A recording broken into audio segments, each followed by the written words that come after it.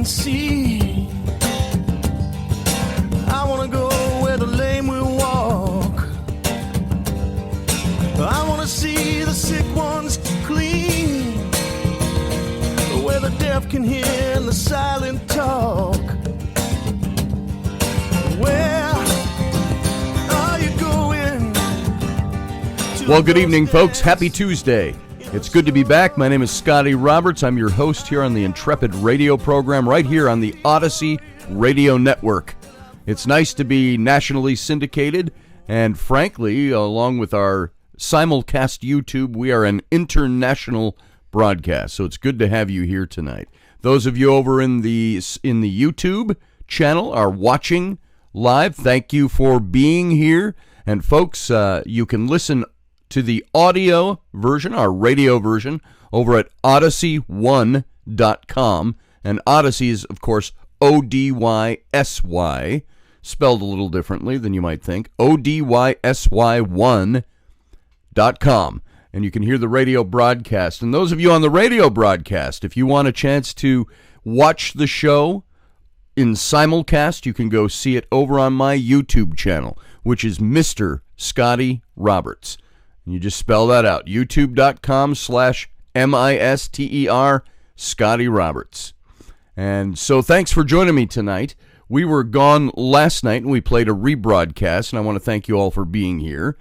And tonight we're back. We spent the weekend in the Hamptons. Now, if we were from New York, that would probably, and you're from New York, you would probably understand the meaning of that, going to the Hamptons. It's, I think where all the rich folk and the people who are very well-to-do go out to the Hamptons in East Long Island. They build all their big homes and their mansions, and you know, you walk down the lane out there and you look at those houses and you say, what do these people do for a living? They're either all doctors, scientists, or something, or captains of industry, or have made their money big somewhere, or it's just old family money.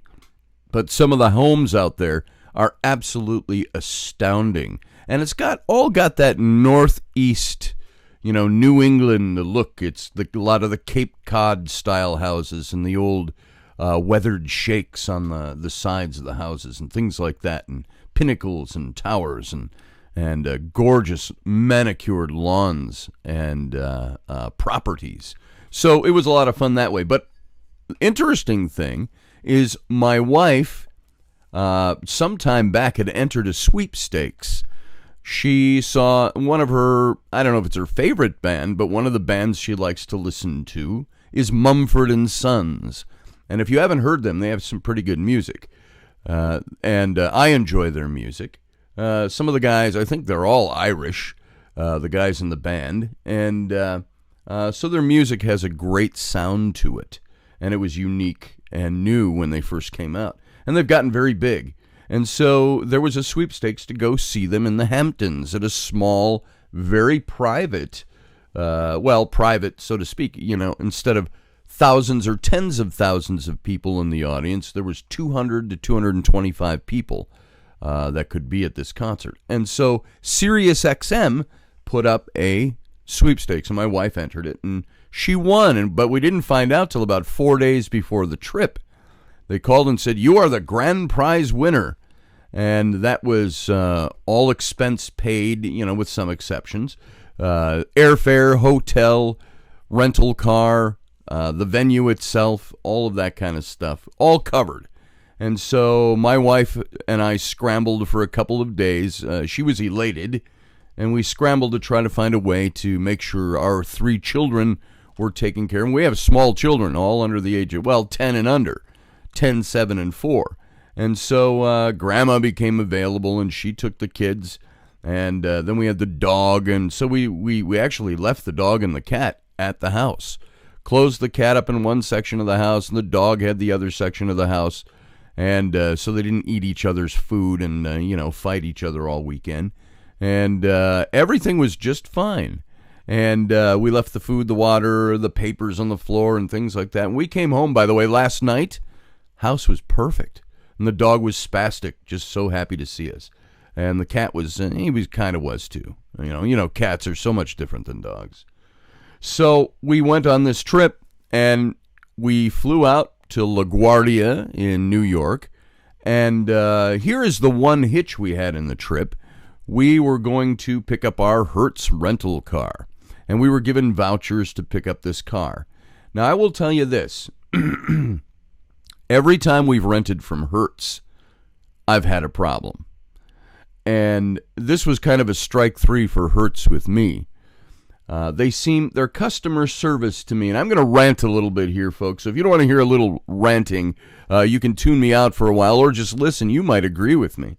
I got to drink some coffee before I do that. Coffee. So we end up looking for a car before we left home, and everything at LaGuardia was sold out. There were no available cars for Friday afternoon when we would arrive. So we looked out in the suburbs from further than Queens, which is where LaGuardia is. Oh, and about 20 minutes from the airport was a little town, Great Neck. And they had a Hertz office, and they had cars available. So we reserved a car. We were given vouchers by SiriusXM. So from the airport, we took an Uber, and we Ubered it out to Great Neck, to the Hertz office there. And we got everything all lined up, and then when they went to take our $200 deposit, they would not accept our debit card drawn on our bank credit union. And we got into a little back and forth trying to figure out how to make that work. And every other time that we had rented from Hertz, we used our credit card. Well, apparently in New York State, Hertz only allows you to rent a car and put your $200 deposit down, which is refundable after you return the car, with a major credit card. Now, we don't have a major credit card. We operate solely off of our debit cards and cash that we have available. That's just the way we do things here in the Roberts house. So we got there, and they would not rent us this car that was already paid with the vouchers because they would not run our debit card. And we stood there for 2 hours in their office, and they closed their office at 1 o'clock in the afternoon on Saturday. So we were there from about 11 in the morning until 1 o'clock trying to figure out a way to get Hertz to allow us to rent that car. And they would not. So their policy, we had the national office on the phone. They wouldn't rent to us. They wouldn't, sorry, let me restate that. They couldn't figure out a way to use our debit card as the down payment, which was refundable after the car was brought back.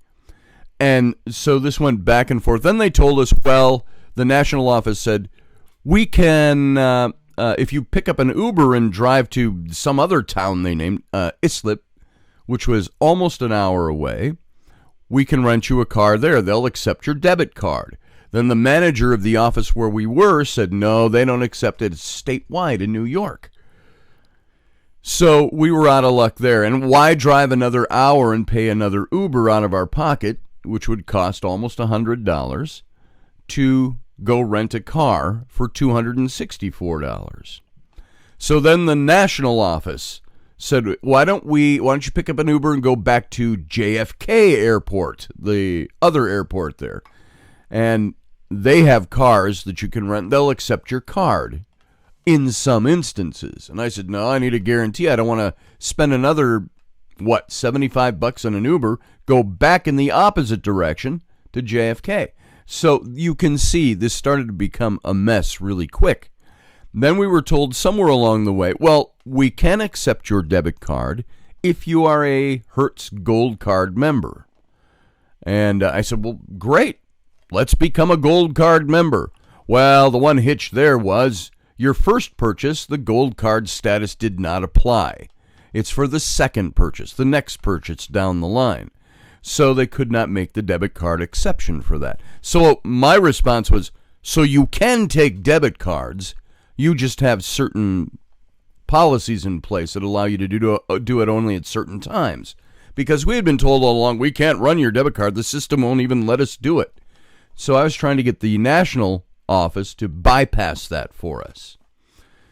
Nothing worked out. Absolutely nothing. And I'm going to tell you this, the upshot to this, we got back, when we finally got to our hotel, Rainey started looking through our old Hertz records on the computer, found that we are Gold Card members.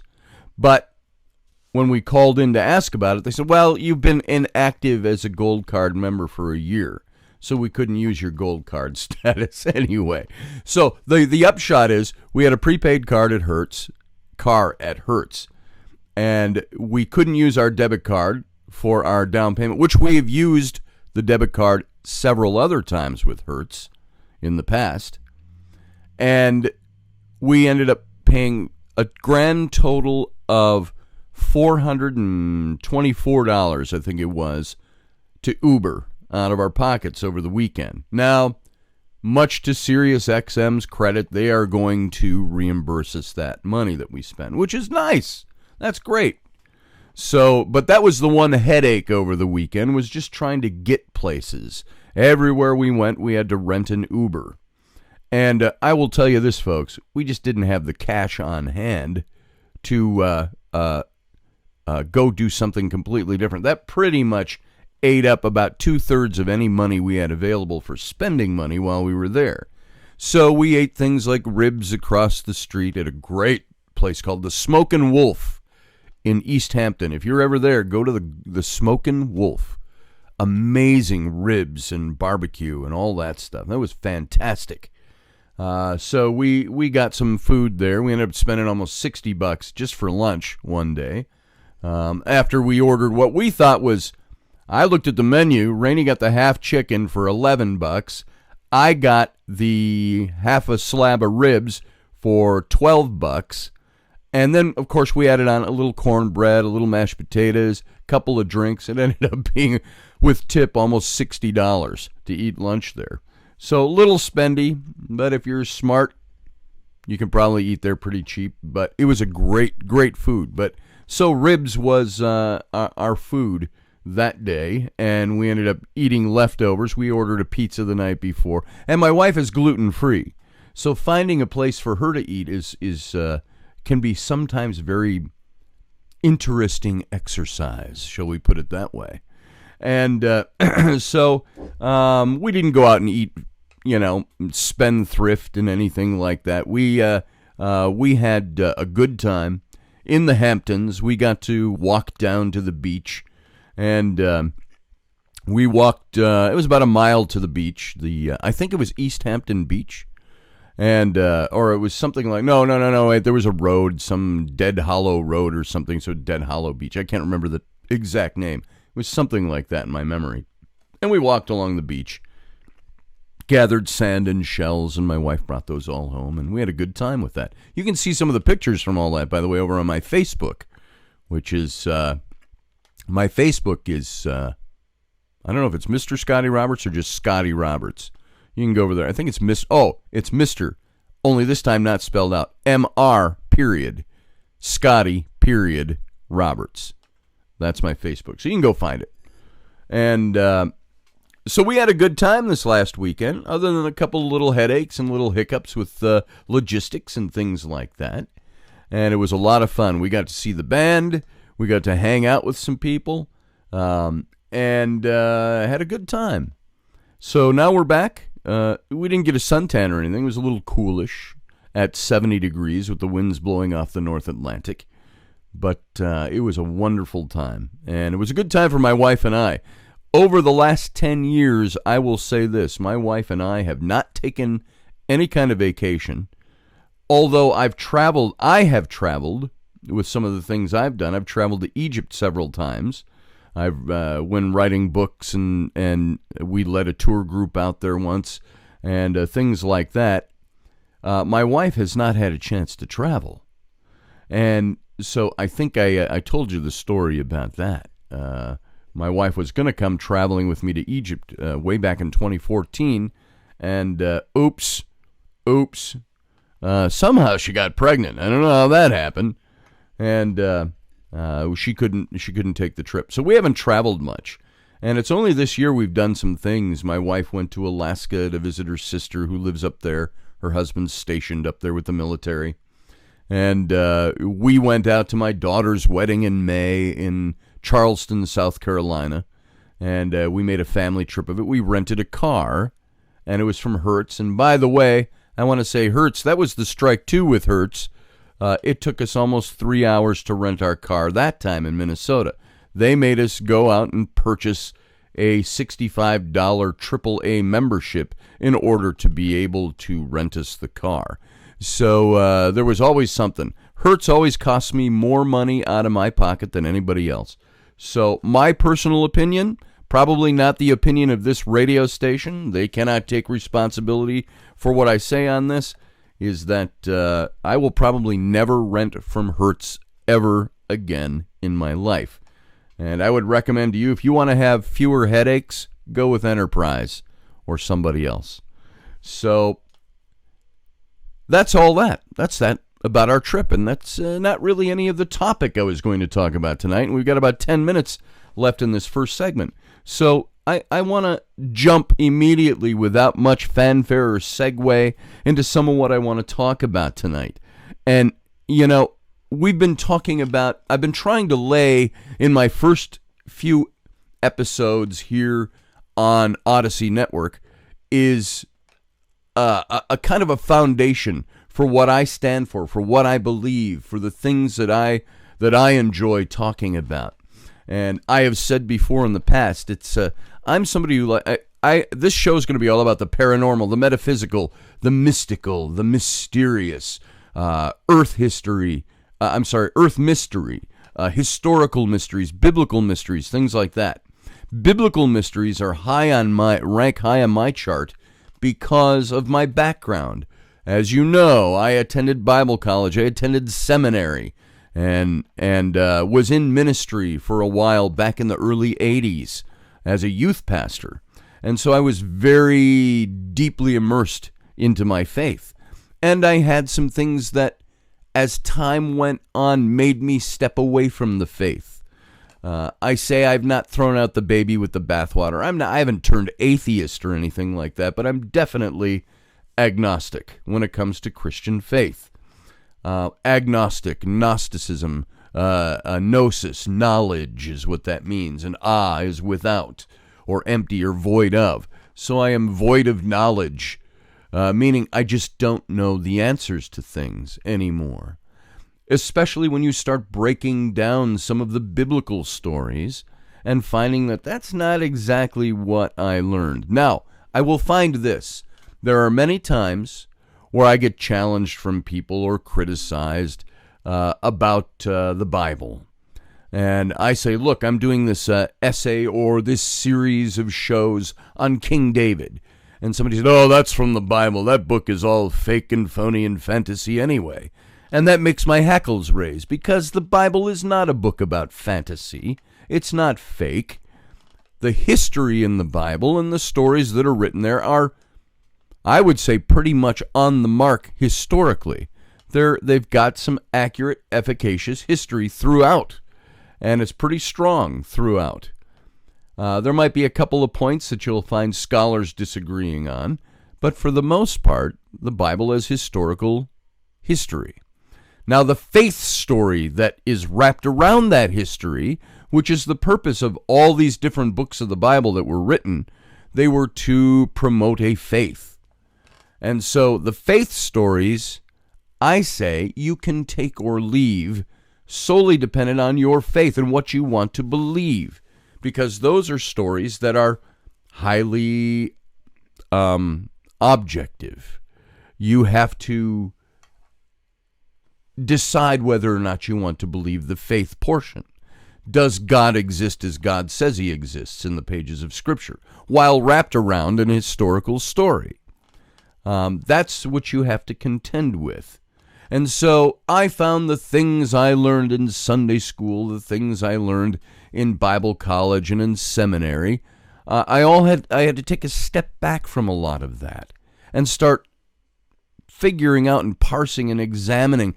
And it was mostly brought on and spurred by the fact that I would find things that were contradictory, or find things within the pages of Scripture that didn't seem to ring true. And there were gaps in those. And of course, I'm talking in generalities here right now. I'll deal with specifics as we go on with this show and hit some of those biblical mystery topics. So the more I found this, the more I started questioning.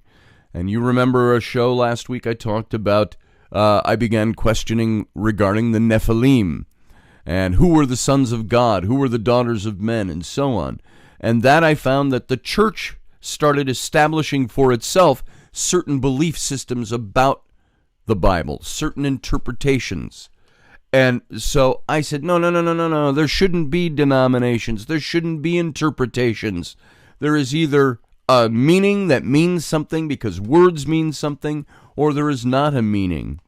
And there's got to be a black and white in there somewhere when it comes to belief. Or did God, if he exists the way we think he did, in his omniscience, establish that anybody can believe whatever they want about those scriptures? Figure it out for yourself. Even the Apostle Paul said, work out your own religion, salvation, with meekness and fear. Work it out. Figure it out. And, of course, there are those, like my good friend Jeffrey Dougherty, who wrote the book Apostle Paul Antichrist. And his YouTube channel, by the way, is The Christian Whistleblower. You can find him. I think it's just under Jeffrey Dougherty. But he wrote about one of those standing theories out there that the Apostle Paul, who established early Christianity and whose teachings, 2/3 of the New Testament, were written by the Apostle Paul. Yet we find that there's a possibility he hijacked Christianity, meaning he took it over, and what we're being taught in churches is Pauline Christianity, as opposed to, like, say, Peter, who was the big fisherman, the apostle that Jesus said, you are the rock. He says, well, actually what he said to Peter, by the way, he said, Peter, you're Peter, but on this rock, referring to himself, the antecedent, build my church. And so it's interesting that even Peter and Paul, two big names in the New Testament, were constantly at loggerheads, knocking heads. And you see it all throughout the different books written in the Bible where these two are opposing each other on many things. So the first big church schism happened when the church was just brand new. And so even that, when I quote Paul, I've always got to throw in that caveat. Paul may not be the end-all and be-all of Christianity. Did you know that there were 4 different messianic sects in Judaism, in first century Judea, that all took Christ in a different direction? Depending on where you're from, Paul was a Herodian. He was part of the Herodian messianic sect. And one of the theories is that, he was related to the Herods. He was a Roman citizen. We know that. He even states he's a Roman citizen in his writings. But that he hijacked Christianity under the mandate of Nero to take over Christianity and sway it in the direction that the Roman Empire wanted it to go. You can make up your own mind on that. Go get Jeffrey Dougherty's book. It's Apostle Paul Antichrist. And read that stuff. You are going to find out for yourself. But these are the things we're going to talk about. And we're down to about 2 minutes here. So now I can't get into the meat of what I was going to talk about until we come back from our break. But I want to talk to you about what we learned in Sunday school. And pretty much that's not what we learned in Sunday school, what I believe now. I didn't learn that in Sunday school. And if you grew up anything like me, you attended Sunday school as a kid and maybe even as an adult. There's adult classes. I attended adult Sunday school classes. But not only... Now I only talk about the religious education in the framework of Sunday school, as it gives a quick reference in our minds to all the things we were taught in our religious training as kids. So it's there.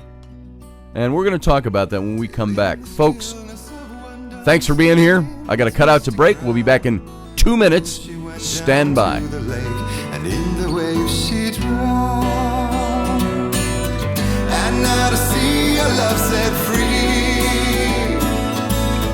you will meet the witch's cabin key. Find the lady of the light gone mad. That's how you reshape destiny.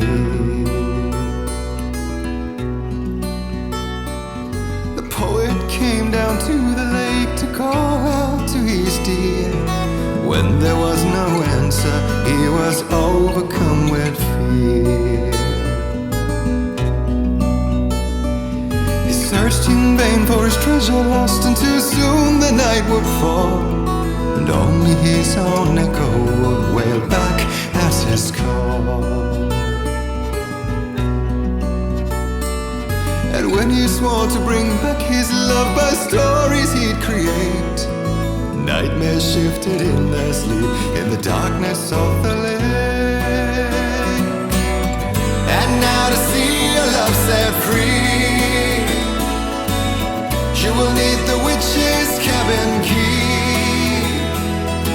Find the lady of the light still raving in the night. That's how you reshape destiny. In the dead of night she came to him with darkness in her eyes. We're in a morning gown, sweet words as her disguise. He took her in without a word, for he saw his grave mistake, and vowed them both to silence deep beneath the lake. Now if it's real, And welcome back to the Intrepid radio program with me, your host, Scotty Roberts, right here on Odyssey Radio Network. Go to odyssey1.com, and that's O-D-Y-S-Y. As a matter of fact, hey, let's see if I can do this. I can show you this shirt. I just got my shirt in today. Or yesterday while I was gone. Odyssey. There it is. Odyssey Radio. O-D-Y-S-Y. So odyssey1.com to hear the audio stream. And it's broadcast national syndication. And you can also come over to my YouTube channel, which is Mr. Scotty Roberts. YouTube.com/Mr. spelled out M-I-S-T-E-R Scotty Roberts. And you can watch the live simulcast video. Let me just adjust my camera there for those of you watching. And folks, we were talking about this whole thing about the things we learned as kids about the religion that we're part of. And if you are Judeo-Christian, you attended synagogue or you attended Sunday school. These are some of the mysteries I like to talk about, the things that we were taught, but are finding out as we do more research that there's so much more to them. I know that when you teach things to kids, you don't give them all the information.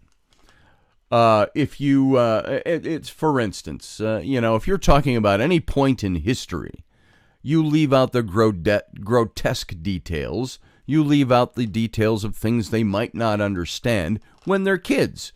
When you're teaching grade school stories about George Washington, how much did you learn about his spy rings?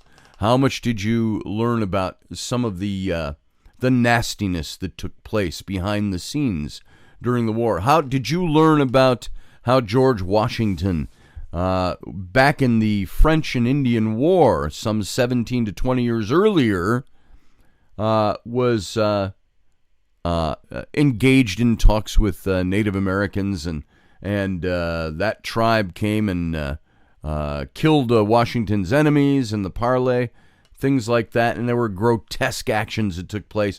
Warrior chiefs washing their hands in the brains of the French, and things like that. So, no, you don't teach kids those things when they're grade school level. So, same with Sunday school or with synagogue.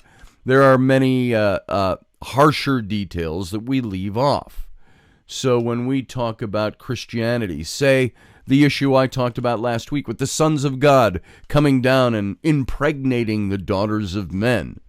When you're in 3rd grade or 4th grade and you're sitting in Sunday school class and you're looking at felt board cutouts of bearded guys in robes and angels and animals 2x2 on the ark and so on, do you learn about the fact that celestial beings came down, descended from heaven, and had sex with human women and bequeathed this offspring and the Nephilim and things like that? We didn't hear about any of that when I was in Sunday school. So as we start to learn some of those things and we get a little older, and you examine those things and you find the more simplified stories are what the Apostle Paul referred to as the milk of the word.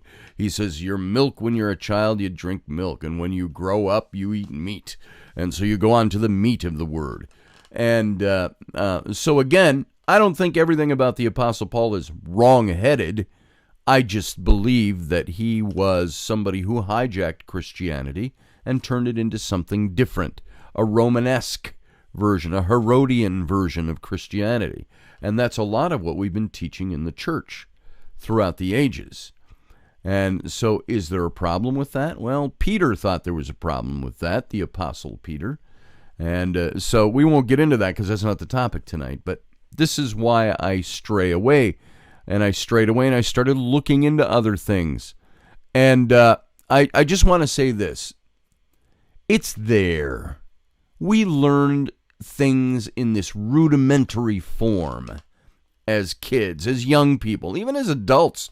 We're still sucking on the pap of rudimentary religion and rudimentary stuff when it comes to this biblical scriptural stuff and all the basic stories of the Bible and this whole embryonic systematic theology that formed our particular denominations, dogmas, and our doctrines are the things that got us going in life, believing what we believe, and then we kind of shut it off and we just go with it the rest of our lives. We show up to church on Easter and Christmas, things like that, or synagogue, whatever practice is in synagogue. And if you were Catholic, you went to catechism. If you're Lutheran, you attended confirmation classes. If you were Jewish, you attended synagogue and both pre and post bar and bat mitzvah. You had education and maybe even went into the medrachim in your teens. Now, perhaps you are of a different faith altogether.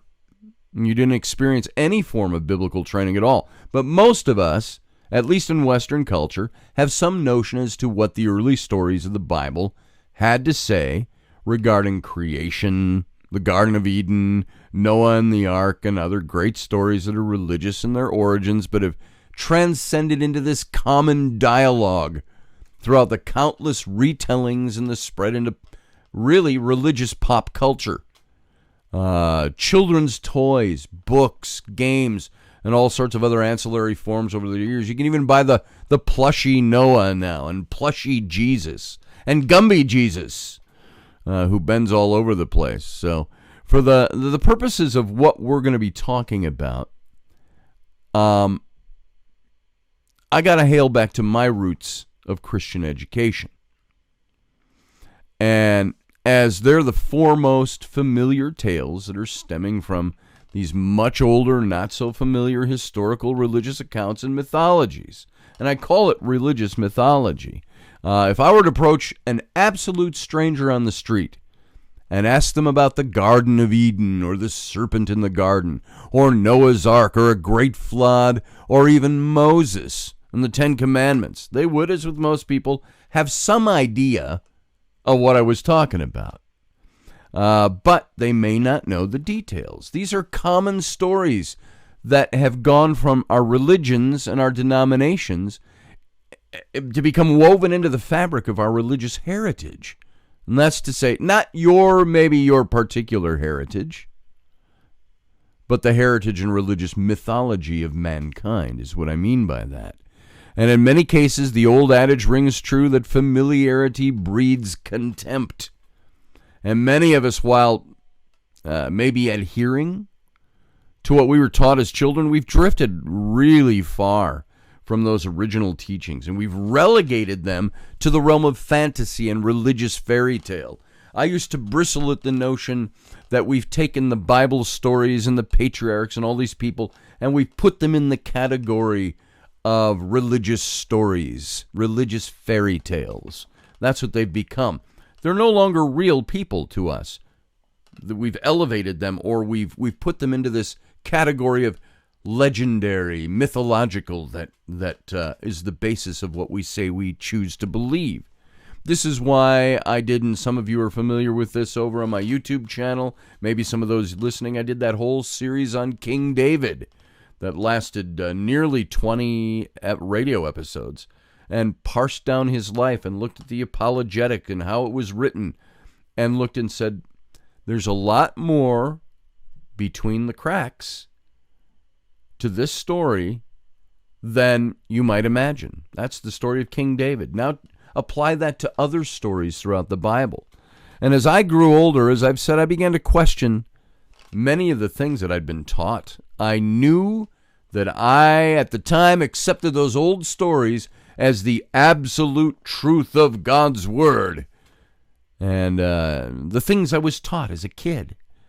And they became ingrained in my mind as some sort of probable universal truth. But because I extended my biblical education into my teens, my young adult years, seminary years, I found that my logical mind really contended with the faith stories that made so much sense so many years earlier when I was a kid. They suddenly started to fall flat as I got older, and I started to question them. I wanted to look into them. It's like miracles, we say, is there a possible natural explanation for things that we deem as miracles? Now, I don't want to step on anybody's sensibilities, faith sensibilities, spiritual sensibilities, and so on, but we all know the stories of, somebody, my child was dying, and we prayed and was miraculously cured, and the doctors found no evidence of the disease anymore after that. And so we hear stories like that all the time, and people say this was a miracle. Now, I can't discount that experience, but you have to ask, is a miracle a natural occurrence? Or is a miracle something that happens that is outside the norm, outside the natural? It's a supernatural experience if it's a real miracle. When I wrote about the story of Moses and the Exodus from Egypt, I contend that there was a certain route they took from the area of Memphis up near what is current-day Cairo. And they took the Wadi Tumilat, and they moved across the Wadi Tumilat and into the lakes region that is north of the Red Sea, the bitter lakes.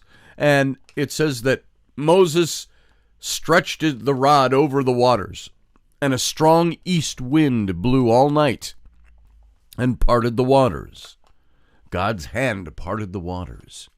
Yet there is, and we talked about this when I talked about the Exodus reality some weeks and months ago, is that there is a natural occurrence that can happen in that region on those shallow lakes north of the Red Sea, the wetlands, is that a strong wind from the east out of the Negev will blow across the north of Sinai and hit that Red Sea region.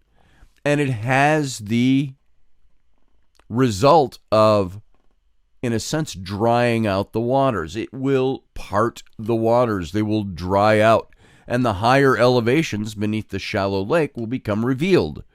And you can cross them. But when the winds stop blowing, that water can rush back in like a tsunami. Even though it's not really very deep, it can rush in because it builds up and then rushes back in. And if you don't want to be there in the middle of the lake when that happens, as were, according to the biblical story, the chariots of Pharaoh who were pursuing the Israelites.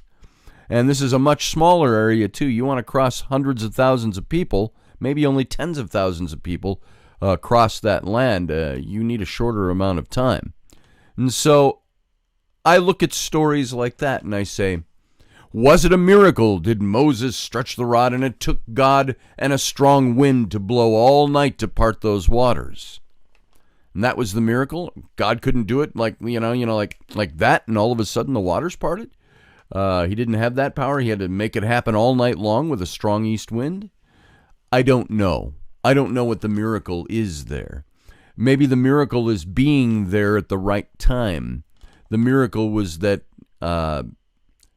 Moses was an opportunist, a spiritual opportunist in that instance. He was there and he experienced something that, man, they were lucky that happened. Otherwise, they would have had to circumvent the lake by going north and around it, the tip of the Red Sea.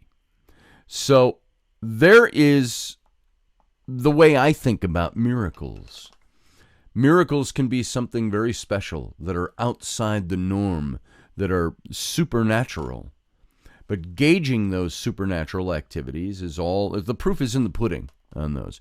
You have to be there, you have to experience it. I think we all may experience many little miracles all day long, or all throughout our lives. Those major stories, were they fantasy tales, like our Lord of the Rings? Were they magical events? Were they supernatural events? Were they natural events that were brought on by magics and supernatural activity? Or was it just a natural occurrence, and they happened to be at the right place at the right time to experience it and have it work in their favor? We don't know exactly. We weren't there. But the biblical story sure builds it up and says a whole lot about it in a very different way. So when you start looking at that story and breaking it down, you say, I question if God was part of that. Was it supernatural? Who is he really? What does his name mean? Why are there so many things in the pages of Scripture that seem to play like a Lord of the Rings movie on crack? I mean, it's crazy stuff. And those are the things that make me start asking my questions. Those are the things that make me ask questions like, why does the name Elohim, used almost 2,700 plus times in the Old Testament as a name for God, the name of God, like Jehovah is one of them, Elohim is another one. Why does that name have a plural connotation? We've talked about this, the him at the end of word Elohim. The him is a plural suffix in Hebrew that is tacked on a word to denote plurality. So El is the name for God in the Canaanite cultures, which the Hebrews picked up because they were Canaanite. They picked that up, and Elohim is a god of many gods. And we talked about that last time. And then, of course, the question, what? Beings came down from heaven and impregnated human women? Who were they? How do we know that actually happened? Were there sons of God, the B'nai Ha-Elohim, who came down and impregnated human women? We don't know. We're given these stories. Does it happen today? Is a big question. Do these things only happen in a biblical context thousands of years ago? And because those stories happen, we choose to believe that by faith, that this is the God that we trust and believe in and put our faith in, but we don't see those things happening anymore. Why don't we see that? Well, maybe we do. A question I had about 25 years ago when I was looking into UFOs, ufology, alien abduction, and stories like that. And I had read Whitley Strieber's book, Communion, and his following subsequent books on that topic of his own alien abduction experiences from a very credible man. And I started thinking about that, and I thought, isn't there a verse in the New Testament where Jesus himself said, I think it's in the book of the Gospel of Mark, as it was in the days of Noah, so shall it be at the time of the coming of the Son of Man, or at the end times, in other words. And as it was in the days of Noah, this whole story of the Nephilim and the Elohim coming down, the B'nai Ha-Elohim, intermingling with the human women, having children by them, that's all the preamble to the flood story with Noah. So Jesus says, as it was in the time of Noah, so shall it be at the time of the coming of the Son of Man. And so I had a question. I said, do you think that could include alien abduction? Is alien abduction the kind of thing they're talking about with the Watchers, the B'nai Ha-Elohim, those coming down to earth and intermingling with women, human women? Is that what alien abduction is? And so the question is, does it happen today? Maybe it does. Maybe it has throughout the ages. Why did Moses never name the pharaohs with whom he had his encounters? Isn't that important to the narrative? Without those names, the story becomes a storybook story. So this was another one of my questions. Why aren't those things answered? Why on earth are we not getting that information? So I had a problem with that. I asked, was Goliath really a giant? One of those questions. The Bible says he was 6 cubits in a span, and a cubit was basically elbow to fingertip. And, of course, the length of that depends on who you are, because everybody's got different lengths. A span was the hand sideways. So 6 cubits in a span, roughly they say a cubit was 16 to 18 inches, somewhere in that range. And so you have Goliath being roughly 9 feet tall to 9.5 feet tall, something like that. So we know guys today, there are basketball players that are 8.5 feet to 9 feet tall, one Chinese player who's 9 feet tall. So you get these oddities in history and these questions. And of course, when we looked into the life of King David, the question comes up, did David actually slay Goliath? Or was it Elhanan the Bethlehemite, which is in another book in the Bible? So there's all these questions. What the hell are sea monsters? What are Leviathan that are mentioned in the Bible? What's the wheel within a wheel within a wheel contraption in Ezekiel? Why has the book of Leviticus placed a legal mandate against Alaskan king crab? Why can't I eat crab? Why, according to Levitical law, Mosaic law, could a man not go within 10 feet of a menstruating woman? Questions like that. Why can't I have sex with a menstruating woman, according to the Levitical law? Yeah, it's messy. Yeah, the woman might not feel like it, but well, let's say a man and a woman want to do that. Why was there a law against it? There's big questions, and so on, and so on, and so on, and so on, and so on. These were the questions that, not necessarily all of them were raging questions in my mind, but these were the things that you started to ask. Why do these things exist in our faith stories in the West? Judeo-Christianity especially. I can't deal so much with Islamic faith because I don't know Islamic faith and all their strictures, but I know they have some similarities. I would ask, why does a woman have to remain covered? When I was over in Egypt and would walk around town, you'd see a guy, he'd be dressed like me, either a T-shirt and pants and nice shoes, or whatever he's wearing, and he looked great, and he had sunglasses and a necklace or whatever, just picture it. But his wife would have to follow behind him, and she'd be dressed with a headscarf or a full burqa in some instances. Why did the guy get to show off what he gets to wear and how he looks and how he styles his hair, but a woman could not? What is the religious mandate behind that? And why does it exist? And who placed it? Did God make that mandate, or did a man who formed the religion make that mandate? So these are the kinds of questions that I ask. What do we believe that was man-made versus God-made? And if it's God-made, which God? How do we know for sure? All of these questions are just a tip of the iceberg to the many questions I had. And many more of my questions dealt with textual criticisms, historical references, the mentions of constellations in ancient Judaic form of religion. The book of Job mentions the 7 sisters, or it might have a different name for it. I'm not thinking of what it is, but it mentions the Pleiades. It mentions other constellations that were synonymous with other cultural religions of that time, because Job, book of Job, J-O-B, is the oldest chronological book in the Old Testament. It was written long before Moses wrote the first 5 books, Genesis, Exodus, Leviticus, Numbers, Deuteronomy. And there is no Judaism back then. There is the proto-religion that Moses took and codified Judaism from after the Exodus. There was no Judaism prior to that. There were no Jews prior to that. So there are big questions I have.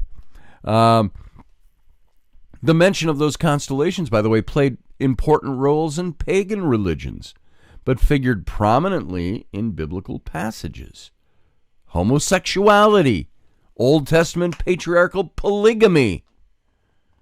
the genocide of infidels, the sacrifice of babies and of humans, the drinking of alcoholic beverages, the mandate for women to stay silent in church in the New Testament and to grow their hair long so the angels don't lust after them. Or to keep their head covered, so the angels don't lust after them. Yet they had to stay silent in church, but we allowed women to teach Sunday school classes and to sing, some of them to be pastors. So what's the inconsistency in New Testament theology, Christianity, where Paul says a woman's to stay silent in the church, but nowadays we've said it's okay for a woman to speak in the church, to sing, to do these things, to teach kids, to teach people. Yet that goes against what Paul said. So what's the truth there? Why did we change one aspect of New Testament theology to fit our needs? Was that just cultural back then? Maybe so. But what else was just cultural when it comes to Paul and those questions? So there's questions. You could probably come up with a list of your own. You know, one of the things we talked about here, the other people, Cain and the other people. That was one of my other questions. Who are these other people? So these aren't just examples I pulled out of the air, but these are all actual questions I asked, amongst many, many others. And while attending Bible school, seminary, working in youth ministry in my teens and my 20s, ultimately I was labeled a troublemaker because I would ask these questions. And I said, I'm not trying to cause trouble. I'm trying to understand. What is it I'm supposed to believe? And so that became a real driving force for me. What am I supposed to believe? And if I can't believe certain things or have problems with it in the church, I had to extricate myself from the church. This troublemaker moniker was delivered in one of two forms. One, you're a troublemaker, Mr. Roberts. That kind of thinking will get you nowhere fast around here. That was in seminary, and it wasn't nasty. He was just saying, that ain't going to get you anywhere. We just don't talk about this stuff. And two, you're a troublemaker, Scotty Roberts. Wink, wink, nudge, nudge, accompanied by the nonverbal, and you're onto something by asking, but we can't really talk about that here in this setting, which ended up usually in private, out-of-the-way chats over cups of coffee in dark corners in faraway cafes or Chinese restaurants. I remember doing that with one of my seminary professors. We can talk about that, but not here. And so, if these things were worthy of talking about, why weren't we taught them in our theologies? And as in most theological, dogma-driven circles, questioning the norm generally lands you in hot water. I don't know how many times I've heard people say, and the nuns would slap my knuckles with a ruler for asking that question, or the priest kicked me out of school, parochial school, because I kept asking these questions and wouldn't stop. So the biggest question of all for me is why? How do we know what we believe and teach is the absolute corner of the truth? We don't. Did God descend and tell us these things firsthand, or are we simply believing in and manufacturing something for which we have no proof and which all the science, reason, and logic out there seems to contradict? Is that the true nature of faith? And I'd ask that, bewildered, is that the true nature of my faith? Believing something that makes no sense for a greater purpose of which we have absolutely no proof. And, of course, Paul's writings again come into play. The evidence of things not seen, the substance of things hoped for. Maybe the other way.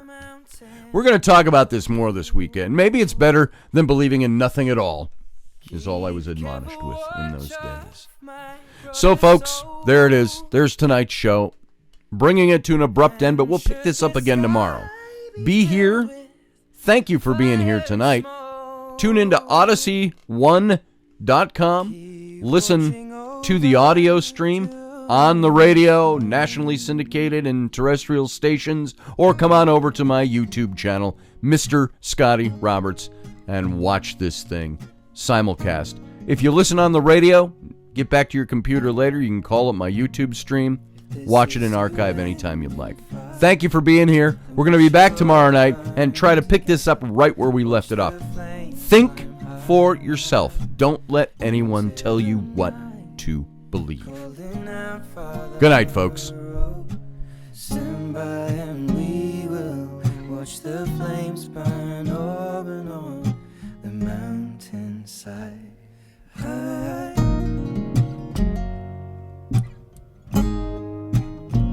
And if we should die tonight, we should all die together. Raise a glass of wine for the last time. Cooling out, Father, oh, prepare as we will watch the flames burn open on the mountainside. Desolation comes upon the sky. Now I see fire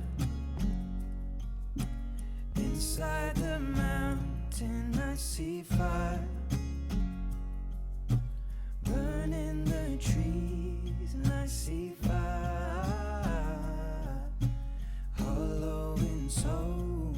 I see fire, blood in the breeze, and I hope that you remember me.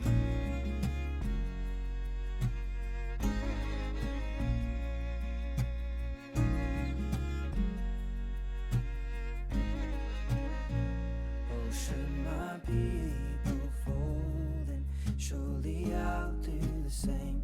Confined in mountain holes, we got too close to the flame. Calling out, Father, oh, hold fast and we will watch the flames burn open on the mountainside. Desolation comes upon the sky. Now I see fire inside the